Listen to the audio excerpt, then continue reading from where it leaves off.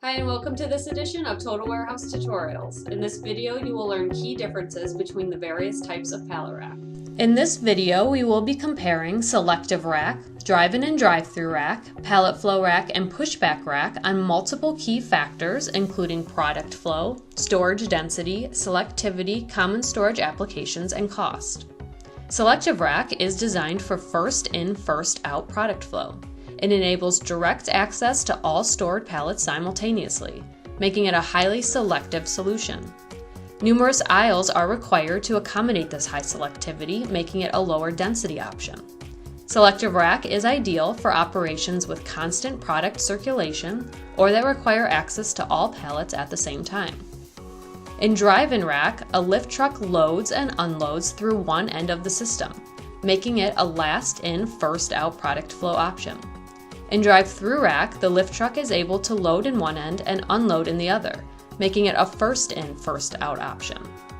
This method of driving into the system eliminates picking aisles, making it a high-density solution, but with low selectivity.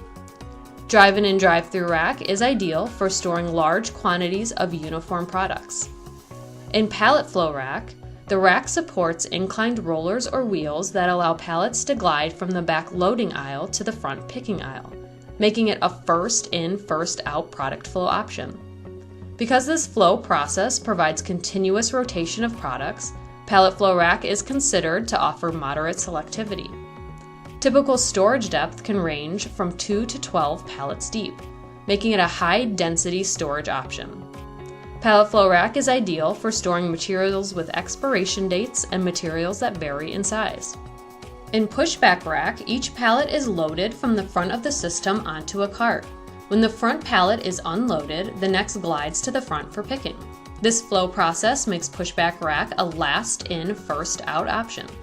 Pushback systems utilize the warehouse cube to reduce required aisle space, making it a high-density pallet storage solution with moderate selectivity. Pushback Rack is ideal for operations that require access to multiple groups of SKUs simultaneously. General cost comparisons for these rack systems highly depends on the complexity of the system. For example, the cost to engineer, supply, and install Selective Rack is lower compared to Drive-in and Drive-through Rack. Pallet Flow and Pushback are highly complex engineered systems with more components and therefore commonly come with a higher cost. That's it for this edition of Total Warehouse Tutorials. I hope you join us for our next edition on pick modules.